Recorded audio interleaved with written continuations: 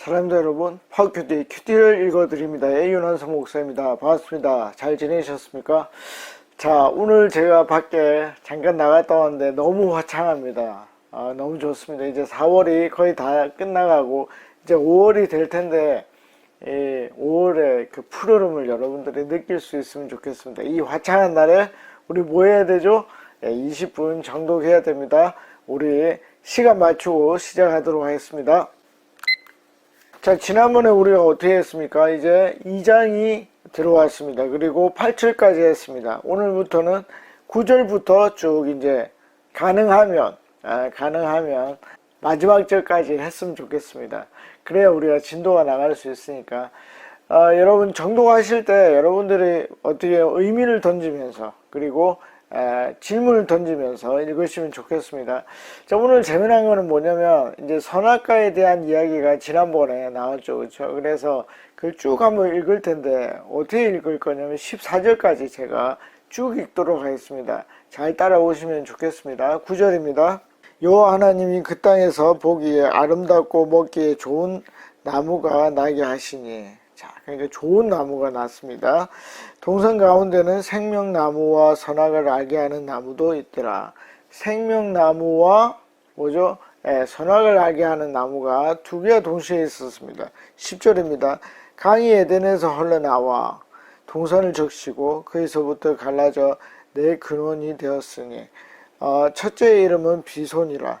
금이 있는 하윌라 온 땅을 둘렀으며 12절 그 땅의 금은 순금이요 그곳에는 베들레헴은 진주를 얘기를 합니다. 호마노도 있으며 13절 둘째 강의 이름은 기온이라. 구스 온 땅을 둘렀고, 구스라고 하면 이제 구스 사람 나오는데 이디오피아라고 생각을 하면 되겠습니다. 마지막 14절 셋째 강의 이름은 히떼길이라. 아수르 동쪽으로, 아수르는 아시리아라고 여러분들이 생각하시면 되고요. 흘렀으면 넷째 강은 유브라데드라. 아멘.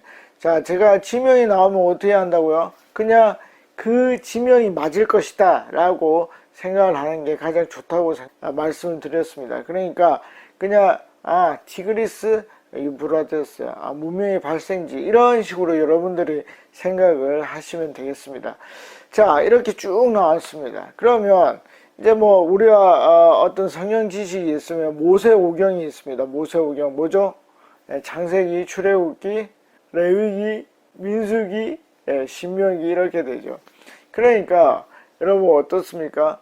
요걸 몰라도 모세가 이제 이 9절부터 14절까지 쭉 적으면서 어떤 느낌이었을까라고 상상을 해보는 것입니다. 자, 이 강이 흐릅니다. 근데 그 강은 지면을 적시고, 그리고 뭐죠? 보석이 있고, 그런 곳이었습니다. 어땠을까요? 그 동산이 아주 기분 좋은 곳이었을 것입니다. 아주 평화롭고 아주 재밌고 모두가 인간의 소유고 그거를 느끼면서 아마 썼을 거라고 생각합니다. 그러면 그런 14절까지를 보고 다시 우리가 9절로 넘어가 보겠습니다. 자, 9절에 뭐가 나옵니까? 여호와 하나님이 그 땅에서 보기에 아름답고 먹기에 좋은 나무가 나게 하시니. 어떻게 됐죠? 아직 인간이 범죄하지 않았기 때문에 너무 좋은 그런 식물들과 나무와 나무의 열매들이 났단 말입니다. 그 중에 누가 있었냐면 동산 가운데에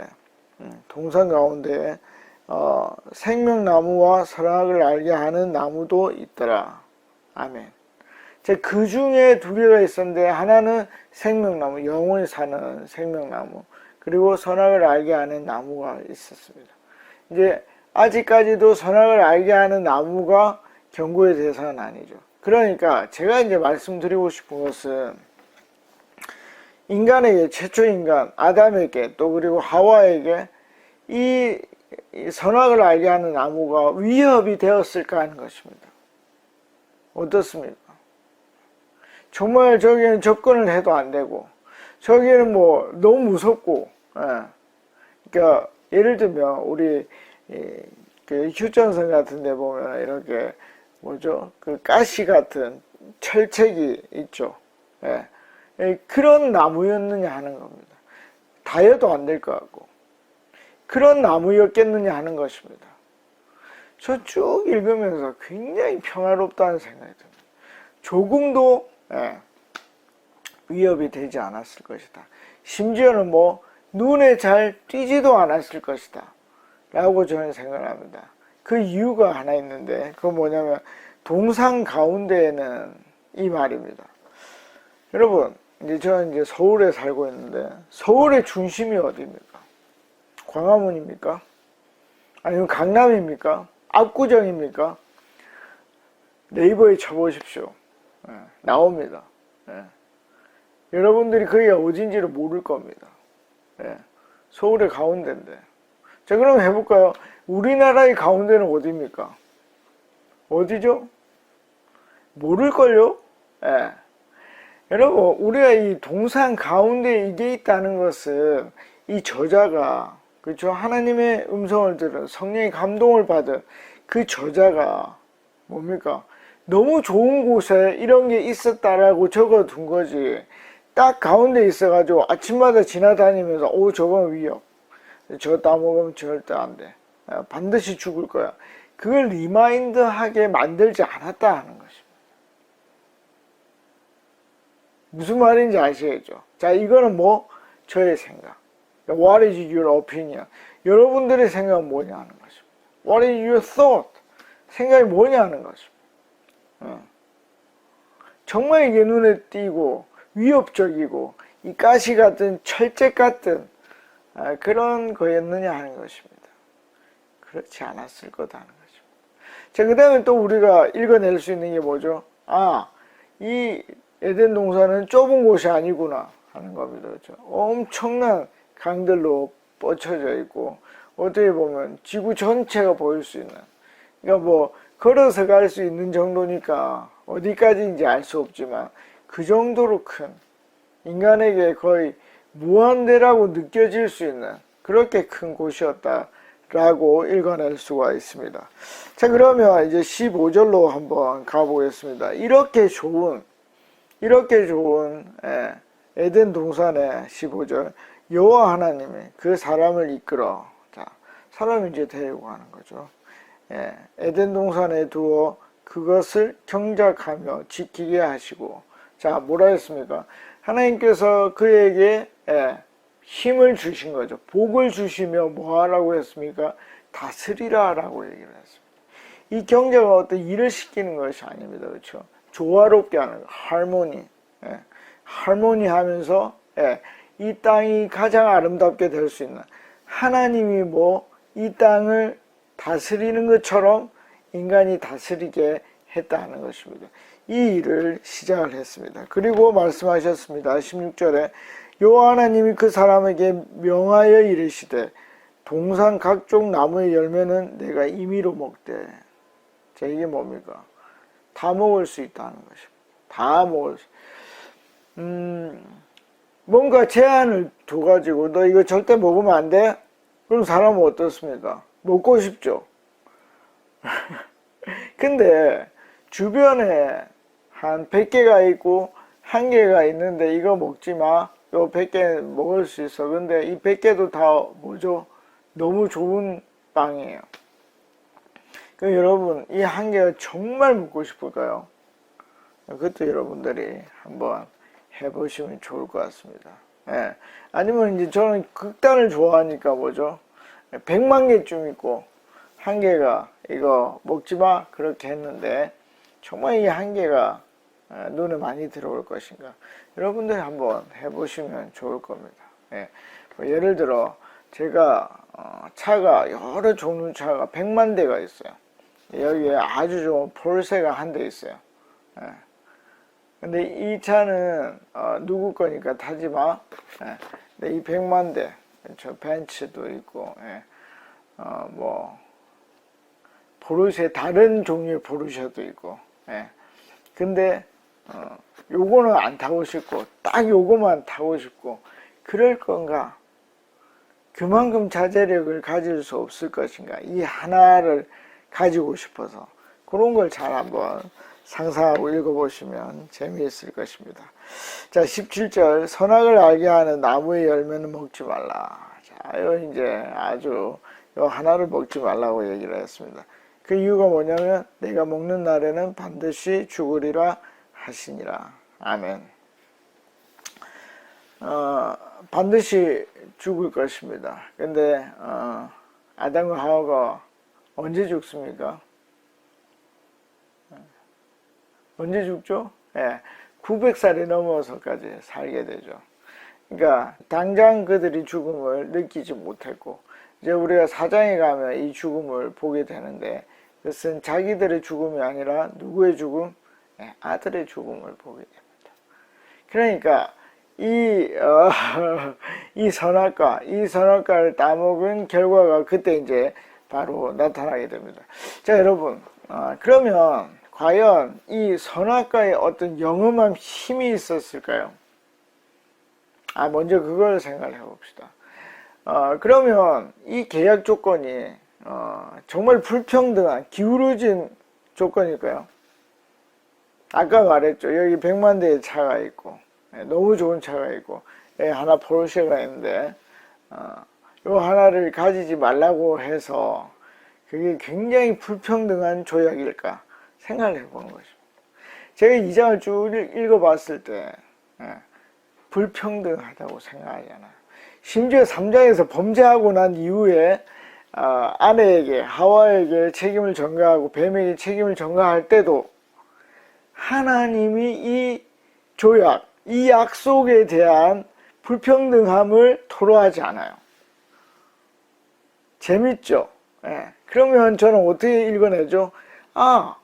여기는 나오지 않았지만 둘이서 충분히 합의할 수 있는 뭔가 약속이 있었구나. 그리고 이것은 그들에게 별 문제가 되지 않았구나. 그걸 저는 생각해낼 수 있다는 것입니다. 자, 그냥 이제 재미니까 이거는 여러분들이 요 성경을 읽어서는 절대 알 수 없는 겁니다. 여러분, 선악과가 있어야만 인간이 범죄할 수 있습니까? 그러니까 하나님이 덫을 이렇게 딱 두고 그 덫에 사람이 탁 빠졌을 때 이렇게 선악과를 먹게 된 겁니까? 생각을 해볼까요? 자, 천사가 있었습니다. 천사의 종류는 세 가지죠. 뭡니까? 미카엘이랑 그 다음에 또 뭡니까? 가브리엘이랑 루시퍼가 있었습니다. 자, 그러면 미카엘은 천군 천사, 싸우는 장병들입니다. 그러면 가브리엘은 소식을 전하는 천사입니다. 그러면 루시퍼는 뭐죠? 하나님을 찬양하는. 그래서 루시퍼에게는 뭐가 있었죠? 자유의지가 있었습니다. 자기를 결정할 수 있는. 왜냐하면 하나님을 찬양하는데 자기의 생각이 없어요. 그럼 그게 무슨 의미가 있습니까? 생각이 있어야지만 뭐죠? 찬양의 의미가 있는 거죠. 그래서 하나님은 우리가 그분에게는 참 좋습니다. 하나님 이렇게 하면 기분이 좋은 거예요. 그런데 만약에 우리가 자유의지가 없이 그냥 버튼을 누르면 하나님 사랑합니다. 하나님 사랑합니다. 이거를 한 5만 가지의 500만 가지라고 합시다. 패턴을 넣어둔 거예요. 왜냐면 똑같으면 좀 이상하잖아요. 사랑합니다. 사랑합니다. 사랑합니다. 이렇게 하면 앵무새 같고 이상하잖아요. 그러니까 그 패턴을 한 500만 가지를 넣어둔 거예요. 하나님도 헷갈릴 만큼. 그러면 의미가 있을까요? 아무 의미가 없습니다. 그렇죠? 아무 의미가 없습니다. 예. 그러면 어떻게 해야 되죠? 자유의지가 있어야 되는 거예요. 그 자유의지가 있었던 천사가 루시퍼였습니다. 그 루시퍼가 타락하죠. 왜? 하나님만큼 되고 싶어서. 하나님만큼. 자, 그때 그래서 타락해서 이제 사탄이 되는데 그때 선악과가 있었습니까? 선악과 있었습니까? 없었죠? 예. 여러분, 이 선악과 때문에 인간이 타락했다고 생각을 하면 안 돼요. 인간이 이 선악과로 뭐가 되고 싶었죠? 예, 하나님이 되고 싶었어요. 그럼 누구랑 똑같은 생각입니까? 예, 사탄이랑 똑같은 생각이에요. 사탄이 꼬시죠. 뭔가 하나님 속이는 게 있고, 네가 이걸 먹으면 하나님 같이 된다. 제가 안타까운 게 하나님은 인간을 처음부터 하나님 같이 돼 있거든요. 여러분 처음부터 하나님처럼 살게 했거든요. 근데 더 뭔가가 있을 거라고 이제 생각을 했고, 그래서 하나님 같이 되려고 했어요. 뭐 한쪽은 선악과가 있고 한쪽은 선악과가 없이 똑같은 일을 했습니다. 그게 타락입니다. 그게 범죄이고. 그렇다면 제가 읽어내는 것은 뭐냐면 이 선악과가 온전히 뭡니까? 범죄를 일으키는 뭐냐? 어떤 원흉이라든지 뭐 트리거, 방아쇠라든지 그런 게 아니라는 것입니다. 이것은 굉장히 상징적인 것이고 이 선악과 자체에 어떤 영험한 힘이 있는 게 아니에요. 뭐죠? 이걸 매개체로 하나님과 인간의 약속이 깨졌다는 게 중요한 거예요. 그 약속이 깨진 것이 범죄라는 것이고, 그걸 우리가 목사님들이 뭐라 얘기하죠? 하나님과 인간의 분리. 그게 범죄라는 거예요. 원래 죄가 없었을 때는 어떻게 해요? 완전 하나죠. 그런데 이 죄가 들어오면서 분리가 된 거죠. 근데 그것이 선악과라는 매개체로 된 것이지 이 선악과 자체가 타락을 일으킨 것이 아니다. 오히려 제가 읽어내는 것은 뭐 하나님과 같이 되려는 마음, 이미 하나님과 같은데 그 마음이 사람을 타락하게 했다라고 제가 보는 것입니다. 자, 무슨 말인지 아시겠죠? 자, 그럼 여러분들의 결론은 뭐냐는 것입니다. 진짜 이 선악과에 어떤 영험한 힘이 있어서 그 힘을 독사과처럼 따먹게 해서 하나님이 인간을 범죄하게 만들었을까? 나중에 이제 마태복음 4장에 가면 예수님이 사탄을 이기거든요. 똑같은 유혹을 합니다. 이미 하나님이신 예수님께 가서 하나님이 되라고 계속 요구를 합니다. 근데 예수님은 그렇게 하지 않죠. 그 예수님은 어떻게 해요? 온전한 하나님이면서 온전한 사람인데 그 사람은 뭐죠? 원죄가 없는 사람이었어요. 성령으로 잉태되었기 때문에. 그래서 주님은 너무나 쉽게 3번의 유혹을 다 뿌리십니다. 그러니까 제가 말하고 싶은 건 뭐냐면 아담이 가졌던, 하와가 가졌던 그 처음에 하나님의 형상은 너무나 강한 거였다는 거죠. 이 유혹을 절대 뿌리칠 수 없을 만큼 연약한 형상이 아니었다는 것입니다. 자, 여러분들의 결론이 뭔지 한번 해보십시오. 안타까운 일이지만 이 선악과 때문에 인간이 타락한 것은 아니다. 그 마음이 타락하게 만든 것이다. 하나님과 같이 되려고 하고 하나님이 뭔가 나에게 속이는 게 있다고 생각하는 그 마음이 하나님과 인간을 분리시킨 것이다. 그것이 제가 읽어낸 결론입니다. 자, 그리고 뭐 반드시 죽는다 그렇게 해놓고 인간에게 더 좋은 일을 합니다. 뭡니까? 18절 여호와 하나님이 이르시되 사람이 혼자 사는 것이 좋지 아니하니 내가 그를 위하여 돕는 배필을 지으리라 하시니라. 자, 오늘 여기까지밖에 못할 것 같은데 사실 이 구절이 굉장히 어렵습니다. 그러니까 하나님이 처음에 창조할 때 아담과 하와를 동시에 창조한 게 아니에요. 어떻게 했죠? 따로 창조를 하고 여기 보니까 혼자 사는 것이 좋지 않다. 그러면 이걸 어떻게 이제 자유주의 신학자들이나 또 우리가 처음 읽는 사람들이 좀 해석할 때 어떻게 해석할 수 있냐면 그럼 처음에 만든 게 불완전한 거였나? 인간 남자만 태어나는 게 아담만 있는 게 그럼 불완전했고 하나님은 뭐 지우개를 지우듯이 지워서 새롭게 어떤 하와라는 걸 보탠 건가? 그렇게 읽어낼 수 있습니다. 그리고 질문할 수 있는 것이죠. 근데 이건 이제 저의 결론입니다. 여러분들의 결론도 이제 내야 되는데 저는 완전에 완전을 되겠다고 생각을 합니다. 무슨 얘기냐면 여러분, 하나님과 인간이, 그러니까 남자 인간이 사는 것도 저는 완전하다고 생각합니다. 근데 뭐죠? 이거는 비교급이 아니에요. 하나님과 남자 인간과 여자 인간이 또 소리 울리죠. 그만 말하라는 겁니다. 세 존재가 사는 것도 완전하다는 거죠. 그러니까 완전에 더 키워서 완전을 만들 수는 없어요. 이게 엄청 어려운 말이긴 한데, 이런 걸 봅시다. 여러분, 빛이 있습니다. 이게 광자라는 건데, 광자는 보존이거든요. 이 세상에는 보존과 페르미온밖에 없어요. 어렵죠? 자, 근데 페르미온은 그 어떤 자리에 또 하나를 얹을 수가 없습니다. 그런데 보존은 똑같은 자리에 똑같은 걸 얹을 수가 있습니다. 그게 무슨 얘기냐면 두 개인데 하나를 하는 것입니다. 무게의 변화도 없어요. 질량의 변화도 없어요. 여러분, 태양을 막 받아보십시오. 광자 덩어리가 막 옵니다. 그러면 우리 체중이 불어납니까?